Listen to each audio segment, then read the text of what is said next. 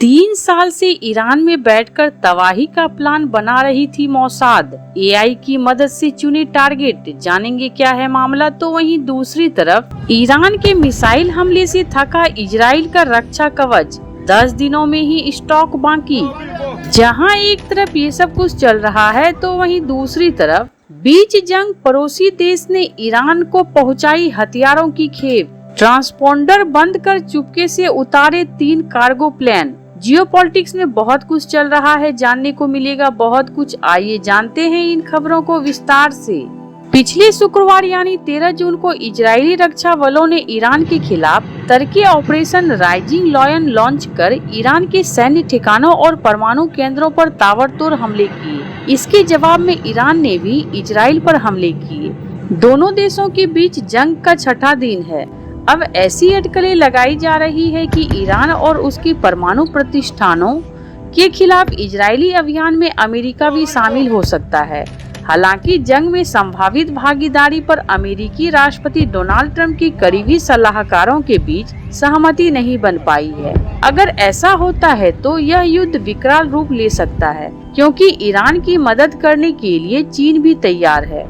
इस बीच खबर ये भी आई है कि शुक्रवार को जैसे ही इजराइल ने ईरान पर हमला बोला, उसके अगले ही दिन चीन से एक मालवाहक विमान ने उड़ान भरी। इसके अगले दिन एक और कार्गो प्लेन ने तटीय शहर में उड़ान भरी और सोमवार को फिर एक और कार्गो विमान चीन से रवाना हुआ। यानी 3 दिनों में 3 मालवाहक विमानों ने उड़ान भरी है और रहस्यमय तरीके से ईरान में लैंडिंग की है।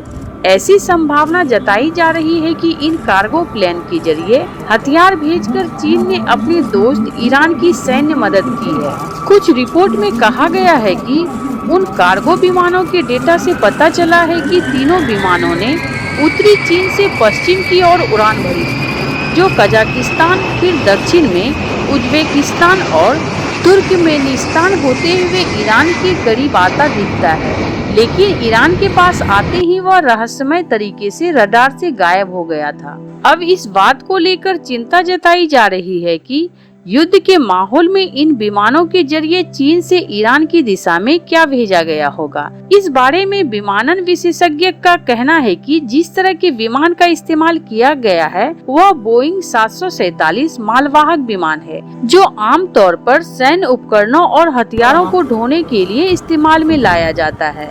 कुछ विशेषज्ञों का ये भी कहना है कि विमान ने कथित तौर पर ईरानी वायु सीमा में प्रवेश करने से पहले अपने ट्रांसपोंडर बंद कर दिए थे, जिससे कि वे रडार और कमर्शियल ट्रैकिंग सिस्टम से बच जाए। ऐसे में यह रहस्यमयी और गुप्त कदम ईरान को हथियार पहुंचाने के लिए ही उठाया गया होगा।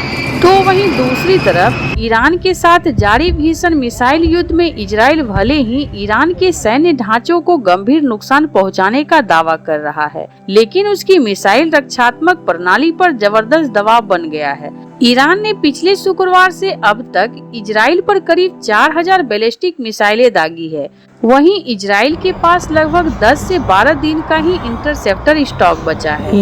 यदि हमले इसी गति से जारी रहे तो इजराइल की मुश्किलें बढ़ सकती है। आपको बता दें कि सिर्फ एरो सिस्टम का एक इंटरसेप्टर लगभग 25 करोड़ रुपए का पड़ता है। ऑपरेशन राइजिंग लायन की शुरुआत के बाद से इजराइल ने ईरान पर कई हवाई हमले किए। सैन्य, परमाणु और संबंधित ठिकानों को निशाना बनाया गया। WSJ के अनुसार इजराइल ने ईरान के 3 में से 1 मिसाइल लॉन्चर को तबाह कर दिया है। हालांकि ईरान की 2000 मिसाइलों में से आधे से अधिक अब भी उसके पास मौजूद है। शुक्रवार की रात कुछ ईरानी मिसाइलें इजरायली डिफेंस सिस्टम को चकमा देते हुए तेल अवीव में IDF मुख्यालय के पास गिरी। रविवार को एक मिसाइल हमले के चलते हाइफा के पास एक तेल रिफाइनरी बंद करनी पड़ी। मंगलवार सुबह सोशल मीडिया वीडियो में तेल अवीव के उत्तर में खुफिया परिसर के पास कई मिसाइलें विस्फोट देखे गए। अब तक इजराइल की सरकार ने 24 लोगों की मौत और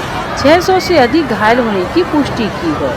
इजराइल के लिए अब सबसे महंगे और एडवांस डिफेंस शील्ड्स को बचाए रखने की चुनौती गंभीर होती जा रही है। ऐसे में यदि अमेरिका से जल्द इंटरसेप्टर की आपूर्ति या प्रत्यक्ष सैन्य मदद नहीं मिलती है तो इजराइल की रक्षा प्रणाली अगले कुछ दिनों में चरमरा सकती है। जहां एक तरफ ये सब कुछ चल रहा है तो वहीं दूसरी तरफ इजराइल ने पिछले सप्ताह एक ऐसी खुफिया और सैन्य कार्रवाई को अंजाम दिया जिसने ईरान को पूरी तरह स्तब्ध और कमजोर कर दिया।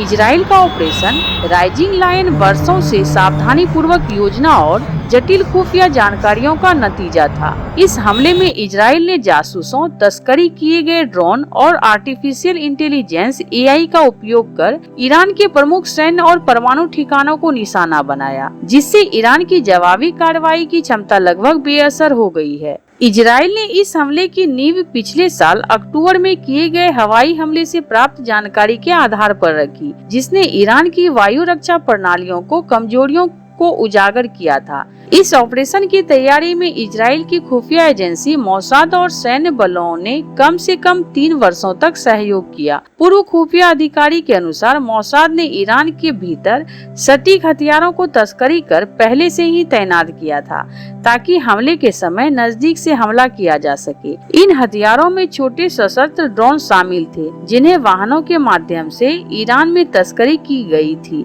यहाँ चौंकाने वाली बात यह है कि मोसाद एजेंटों ने ये काम ईरान में रहकर किया।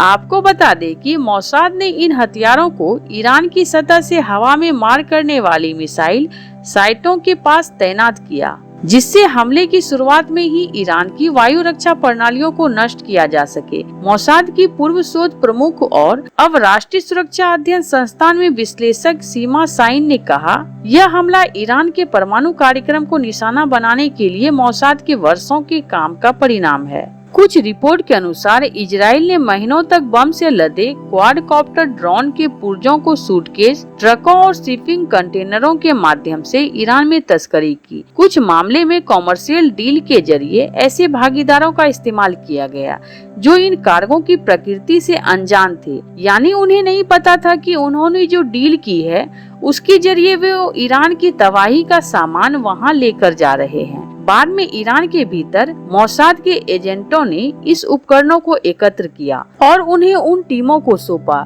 जिन्होंने ड्रोनों को हमले के लिए तैयार किया। टीम के लीडर्स को ईरान के बाहर ट्रेनिंग दी गई थी। इसके बाद वे लोग ईरान आए और वहां की स्थानीय टीमों को सिखाया कि कैसे ड्रोन व अन्य हथियारों को जोड़ना और तैनात करना है। हमले के दौरान इन टीमों ने हथियारों का उपयोग कर वायु रक्षा प्रणालियों को नष्ट किया और सतह से सतह पर मार करने वाले उन मिसाइल लॉन्चरों को निशाना बनाया जो इजराइल पर जवाबी हमले के लिए तैयार हो रहे थे। इस ऑपरेशन में इजराइल ने लेटेस्ट AI तकनीक का उपयोग किया, जिसने विभिन्न स्रोतों से एकत्रित जानकारी का विश्लेषण करने में मदद की। एक खुफिया अधिकारी ने बताया कि AI का उपयोग टारगेट और व्यक्तियों को चुनने के लिए किया गया। डेटा के विशाल भंडार को AI के जरिए तुरंत छानने में सहायता मिली।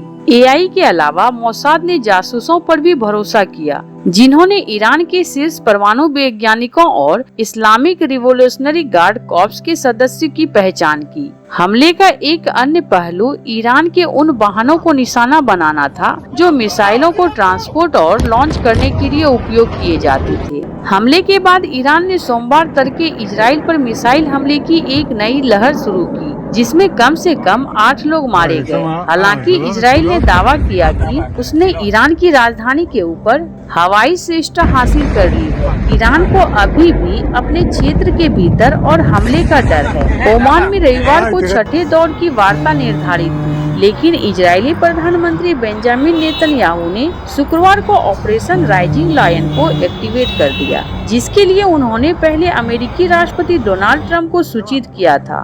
नेतन्याहू ने वर्षों से कहा है कि ईरान के परमाणु कार्यक्रम को निष्क्रिय करना इजराइल की सुरक्षा के लिए महत्वपूर्ण है।